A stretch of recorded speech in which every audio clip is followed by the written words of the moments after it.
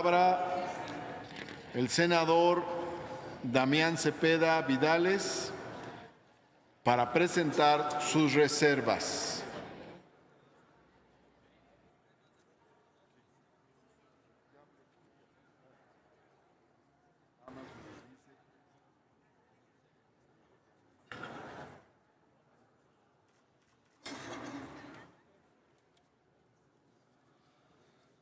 Con su permiso, señor presidente, y con el permiso de esta asamblea, voy a presentar, si me dan oportunidad, todas las reservas que presentamos en este solo momento.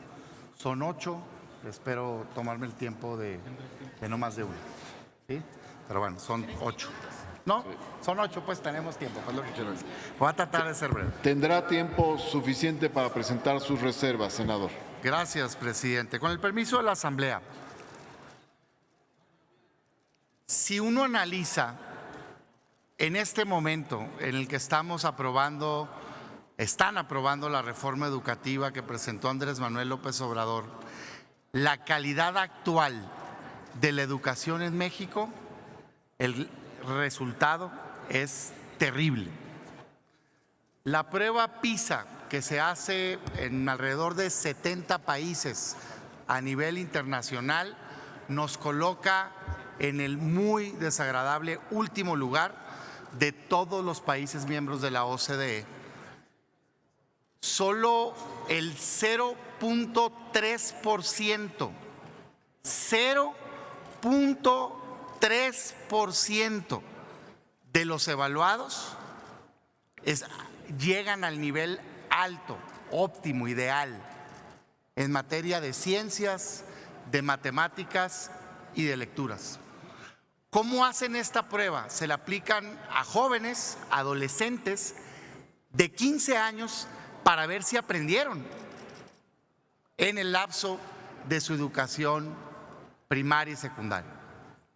Eso mide hoy la calidad de la educación en México. 48% de los evaluados alumnos en ciencia tienen un grado de competencia que no alcanza el mínimo para un desempeño adecuado en una actividad. 48%, primer nivel. 42% en lectura de comprensión, 57% de los evaluados en matemáticas no llegan a un nivel de competencia mínima, está en una competencia insuficiente. ¿Y qué se le ocurre hacer a Andrés Manuel y a este Senado de la República? Una reforma que quita elementos en la calidad de la educación. Es verdaderamente increíble. Solo sucede, desgraciadamente, en este país y en este gobierno. Es impensable que la reforma esté hoy enfocada a quitar elementos para elevar la calidad de la educación, cuando estos son los resultados que tenemos en nuestro país. Y desgraciadamente eso es lo que está pasando. Yo no tengo ninguna duda que todos los aquí presentes, incluyendo quienes van a aprobar la reforma y quienes no, tenemos en común que queremos que el futuro de la educación sea mejor para México. Simplemente tenemos distintas visiones. Desgraciadamente hoy no podemos decir que este documento al cual se llegó sea algo positivo para el país. Claro que tiene elementos positivos. La mayoría de los que ustedes han citado ya estaban en la Constitución. Se buscaron sinónimos y se pusieron en el texto constitucional. Pero la verdad de las cosas es que la mayoría ya venían incluidos. Algunos son nuevos y qué bueno que así sea, como la gratuidad y obligatoriedad en materia de universidades.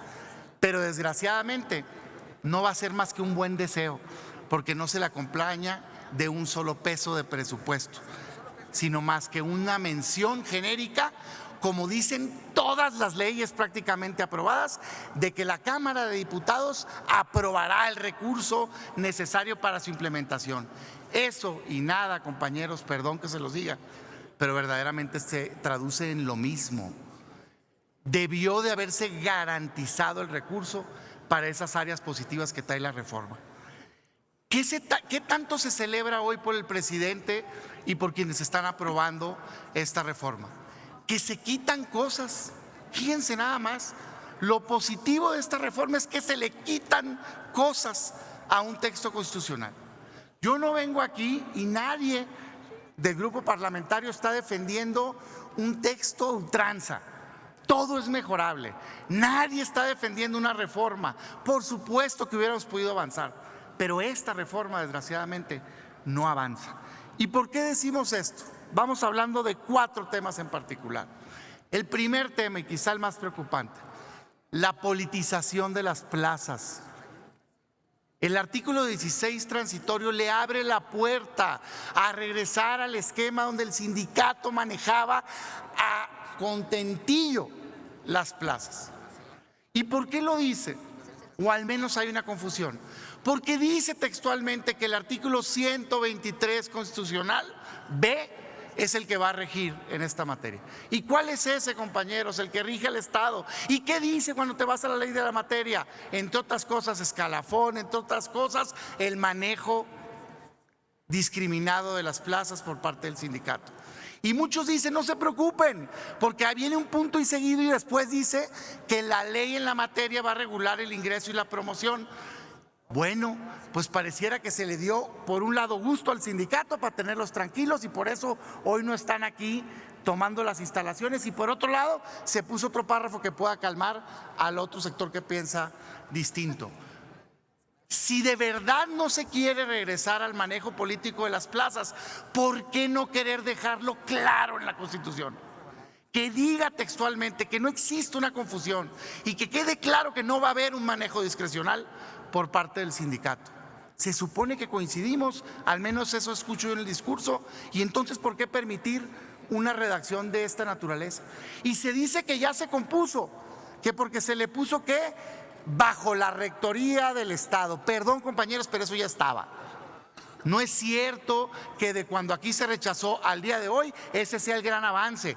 Es el gran avance en ese transitorio, pero ya estaba en el artículo 3 constitucional, y eso no garantiza nada en absoluto, porque ¿a poco no tiene rectoría de todo el Ejecutivo del Estado? Sí, y de todas maneras les aplica esos artículos que le dan el poder a los sindicatos de hacer lo que quieran con las plazas. No es una garantía. Entonces, si tenemos la coincidencia, arreglémoslo y dejemos el debate y vayamos juntos a mejorar la calidad de la educación. 2, la evaluación. Se ha dicho mucho que es punitiva, que es para sancionar a los maestros, que es para dañarlos. Yo quiero decir aquí claramente que tendríamos que estar fuera de la realidad si eso es lo que quisiéramos obtener. No se puede tener educación de calidad sin tener a maestros apoyados con formación, con capacitación, sin darle las condiciones adecuadas.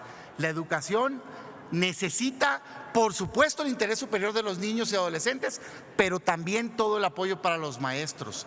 Si hay duda de ello, porque creo que genuinamente muchos maestros sienten esa persecución, aun cuando la ley de servicio profesional docente dice que está prohibido correrlos, pero evidentemente hay duda de ello. Pongámoslo claro, compañeros, pongámoslo con todas sus letras.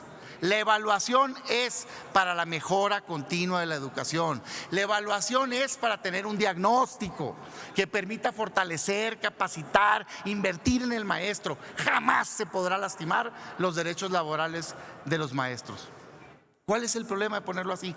¿Por qué desaparecer algo que nos va a permitir conocer la realidad y poder invertir para mejorarla? 3, la autonomía del órgano autónomo. Se dice mucho y se dice bien que la reforma mejora el procedimiento para nombrar al organismo de evaluación educativa. Y es cierto, sí mejora esta reforma el procedimiento, porque solo lo va a hacer el Senado, porque ya no va a haber intervención, en este caso de propuesta del presidente. Sí, nada más que a cambio le quitan la autonomía al órgano. Y aquí nadie viene a defender al instituto actual. Se puede cambiar, puede ser el mismo órgano que ustedes están proponiendo, pero con autonomía. ¿Por qué con autonomía? Por un principio básico de objetividad. ¿Cómo va a evaluar el mismo encargado de impartir las clases? No hay objetividad en ello. Se compromete la independencia de las evaluaciones. Es sano que sea un organismo autónomo el que lo haga, corregido, mejorado, el que ustedes proponen, pero autónomo, no controlado por el presidente en turno. Y cuarto, el tiempo. Dice la reforma en su lado positivo que se va a invertir en programas para la alimentación. Dice la reforma en su lado positivo que se va a invertir en un programa para las normales. Dice la reforma en su lado positivo que se va a dar gratis la universidad. Y yo pregunto una pregunta elemental, muy bien, ¿cuándo les decimos a los estudiantes de universidad o de preparatoria que ya es gratis? Respuesta: no, quién sabe. No dice la reforma cuándo entra en vigor esa gratuidad y esa obligatoriedad. No dice, es increíble. Dice que va a ser gradual. No sé si sepan, pero desde hace años dice la Constitución que la media superior, la preparatoria, debe ser gratuita. ¿Y es gratuita hoy? Yo les pregunto. Van los alumnos al Cebatis, a los Covach, al Conalep y no pagan. Claro que pagan. ¿Y por qué pagan? Porque no se le puso fecha de término, fecha de entrada en vigor, y ahí se pueden quedar 100 años, Como 100 años se pueden quedar los estudiantes de universidad y de preparatoria ahora con esta reforma. No se va a traducir en una realidad. Entonces, si todos queremos lo mismo, ¿por qué no hacemos las cosas bien? ¿Por qué no le ponemos, no que diputados van a ver si le ponen cuánto y acorde a la disponibilidad presupuestal y no sé qué tanta cosa? No, ¿cuándo? ¿Cuánto cuesta? ¿Cómo vamos a hacer el programa para hacerlo realidad? Eso es cumplirle a los mexicanos. Y esas son las propuestas que hoy traemos. A raíz del primer debate, me decía una compañera que viene del magisterio, Damián, en ocasiones parece o no se aclara que no se está en contra del maestro, y creo que tiene toda la razón. A veces agarramos posturas y las defendemos con pasión y luego lastimamos en nuestros mensajes. Yo quiero dejar bien claro aquí, de veras, de corazón creo que coincidimos en el fondo, pero también de corazón creo que estamos dejando ir una gran oportunidad de hacer las cosas bien. No riñe su visión de un nuevo órgano evaluador con que sea autónomo. No riñe su visión de fortalecer al maestro con que exista una evaluación, siempre y cuando no sea punitiva. No riñe la intención de lograr la gratuidad con el hecho de que digamos cómo y cuándo. Pudimos haber logrado una reforma de excelencia, como dicen ustedes, de excelencia, que implica, por cierto, de mejor calidad. Hoy todavía no votamos. Aquí ahorita la podemos componer. Ahorita podemos salir de aquí todos juntos diciendo: mejoramos esta reforma educativa. Porque si hoy leemos los mexicanos lo que dice la Constitución y lo que dice este proyecto de reforma, sinceramente dejamos mucho que desear. Por todos esos motivos, nuestro voto ha sido en contra. Y por todos esos motivos yo hago votos porque recapaciten y que juntos podamos mejorar la calidad de la educación en México. Por su tiempo y por su atención, muchas gracias a todos ustedes.